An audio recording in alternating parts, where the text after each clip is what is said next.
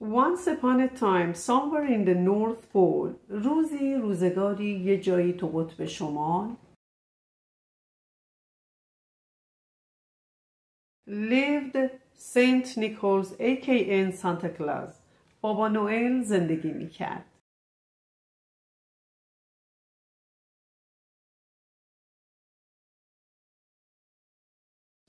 He still does live with Mrs. Claus, the elves and the reindeers. اون هنوز با خانم کلاوز، با پریها، elves ها و با reindeers ها، گوزن‌ها زندگی میکنه. Santa being Santa. Santa. بابا نوئله.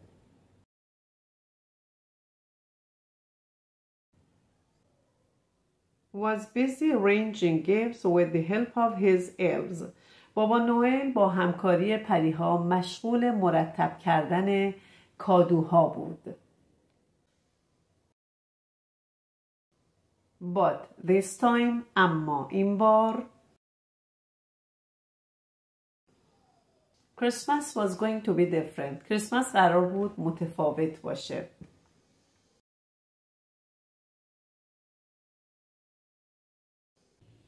Santa was about to get a very special gift himself. بابا نوئل قرار بود خودش یه هدیه مخصوص تدارک ببینه. On a cold night, تو یک شب سرد An adorable little reindeer was born. در یک شب سرد یه بچه گوزن شمالی و دوست داشتنی متولد شد. His name was Rudolph. اسمش رودالف بود.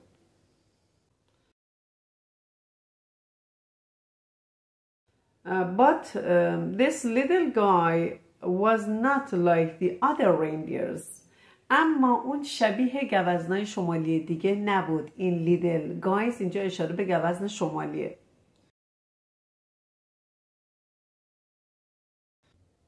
He was born with a gluey red nose. اون با یک بینی قرمز درخشان متولد شد.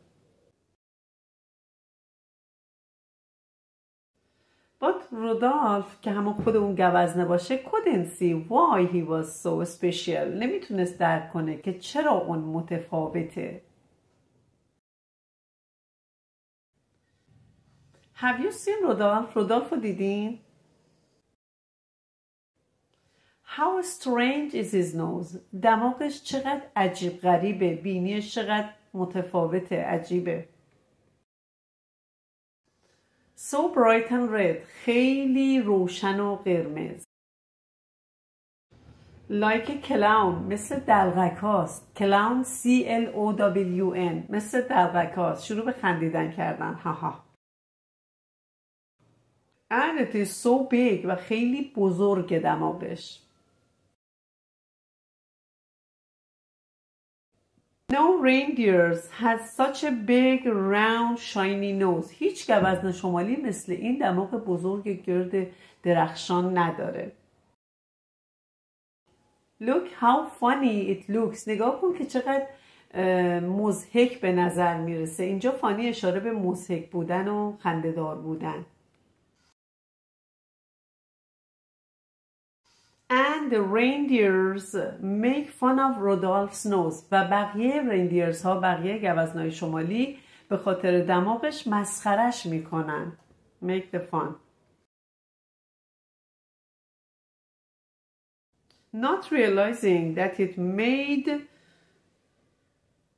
Rudolph feel very sad or very bad. بدونی که توجه بکنن که مسخره کردنشون ممکنه رودالف رو ناراحت کنه، حس بدی بهش بده. مسخرش میکردن.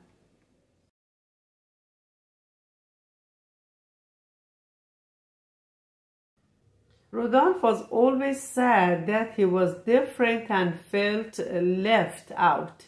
رودالف همیشه احساس غمگینی و ناراحتی میکرد و حس تنهایی و طرد شدگی داشت که از جمع فاصله گرفته، طردش کردن.